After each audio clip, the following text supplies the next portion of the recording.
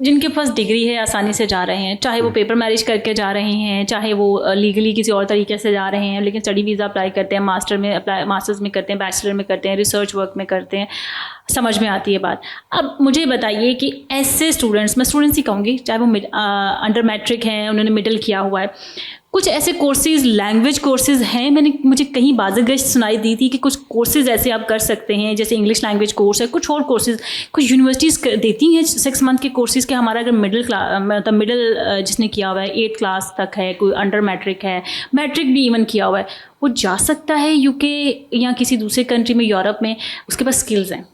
The main thing is उसके पास skills हैं, वो कुछ भी कर रहा है, वो नाई है, वो दर्जी है, वो और इलेक्ट्रिशियन का काम कुछ भी कर रहा है, लेकिन तालीम उसकी कितनी है, मिडल है।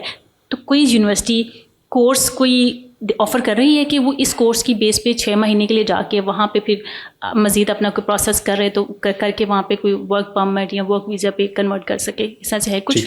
देखिए मिस, जो स्किल, जहाँ तक स्किल का ताल्लुक है ना, वो उसकी प्राइवेट ज़िंदगी किससे रिलेटेड है। मतलब अगर उसने कोई स्किल उसके आता है ना, वो तो उसे अपनी अर्निंग करेगा, अपनी जो फाइनेंशियल्स है उनको पूरा करेगा, ठीक है। यूनिवर्सिटी को इससे कोई कंसर्न नहीं है कि इसके पास स्किल है या नहीं।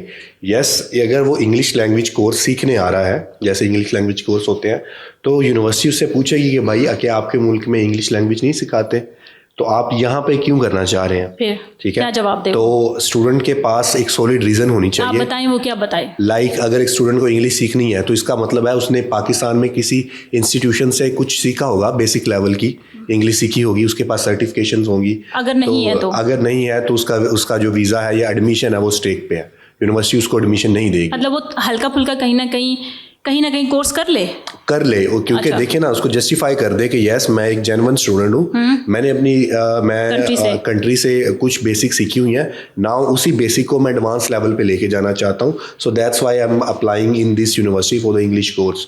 सो एक जस्टिफिकेशन बन जाती है प्रॉपर। अच्छा। अगर एक बच्चा अभी उठ गया, लेट्स सपोज FA किया हुआ है उसने, वो इंग्लिश प्रोग्राम के लिए अप्लाई करता है, तो यूनिवर्सिटी को जस्टिफिकेशन देनी पड़ेगी। तो अगर प्रॉपर जस्टिफिकेशन नहीं है तो 90% तक ऐसा ही होता है। लोग इस पे कंसल्टेंसी चार्जेस ले रहे हैं, ठीक है, और लोगों से कंसल्टेंसी चार्ज लेते हैं और कहते हैं आपका एडमिशन करवाएंगे।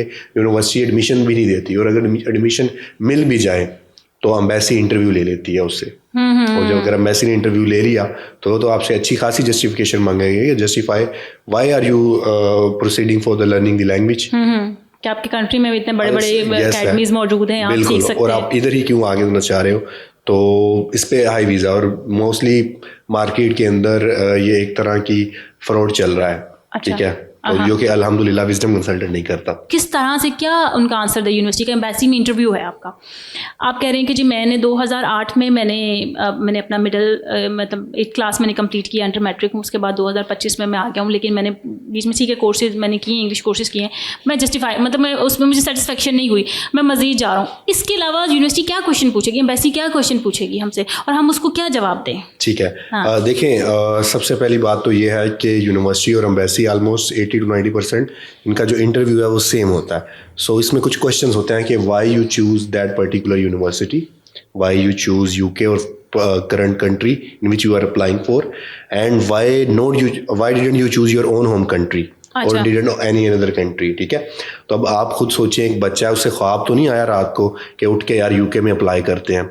एम्बेसी ये रिक्वायर करती है कि अगर ये स्टूडेंट यहाँ पे आ रहा है तो इसके पास प्रॉपर रिसर्च हो कि इसने किस कंट्री में अप्लाई करना है, किस यूनिवर्सिटी में अप्लाई करना है, उस यूनिवर्सिटी की फैसिलिटीज़, उसकी लोकेशन, वो जिस कोर्स में वो अप्लाई कर रहा है उसके कोर्स मॉड्यूल क्या है, उस कोर्स मॉड्यूल्स के साथ फ्यूचर में क्या आउटकम मिलेंगी इसे, इसके करियर गोल्स क्या हैं, एंड मैनी अदर थिंग्स, जो कि एक प्रॉपर स्टूडेंट के पास रिसर्च होनी चाहिए, इन्फॉर्मेशन होनी चाहिए, बिल्कुल उसकी प्रॉपर रिसर्च की हो ना उसे।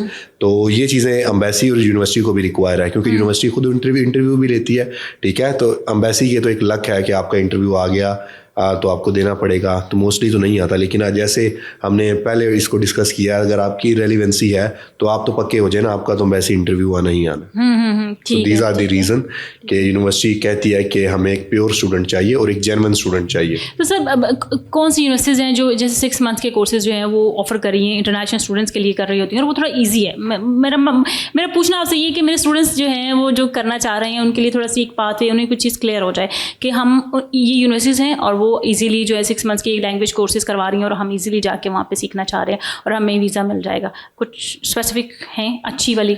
देखिए, इसका जो जवाब है वो ये है कि कुछ यूनिवर्सिटीज़ जो है ना, लिमिटेड यूनिवर्सिटीज़ हैं जो लैंग्वेज कोर्स करवाती हैं, ऑलमोस्ट 20% यू कैन से करवा देती हैं और हर इनटेक में वो कोर्स ऑफर नहीं हो रहा होता। अच्छा। जैसे कि you can say London south bank university है, उसके काफ़ी इंग्लिश कोर्सेज हैं वो ओपन होते हैं। लंदन साउथ बैंक यूनिवर्सिटी है जो आपको किसी भी कोई भी आपकी एजुकेशन है आपको लैंग्वेज कोर्स करवा देगी। यस, बट एक अच्छी SOP हो और आपने सेटिस्फाई करना है उन पे। एंड काफ़ी मैनी अदर यूनिवर्सिटीज़, ठीक है, डिफरेंट इनटेक्स में, हर इनटेक में ऑफर नहीं होता एंड डिफरेंट यूनिवर्सिटीज़ हैं, डिफरेंट इनटेक्स हैं। आपको उनकी ऑफिशियल वेबसाइट पे जाना पड़ता है, चेक करना पड़ता है एंड उसकी रिक्वायरमेंट्स देखनी पड़ती हैं, क्योंकि हर यूनिवर्सिटी ने अपनी ऑफिशियल वेबसाइट पे अपनी एंट्री रिक्वायरमेंट लिखी होती हैं। तो अगर तो आप उसके ऊपर अपने आप को समझते हैं कि आप रिक्वायरमेंट्स मीट कर रहे हैं तो then you can apply for that. ठीक।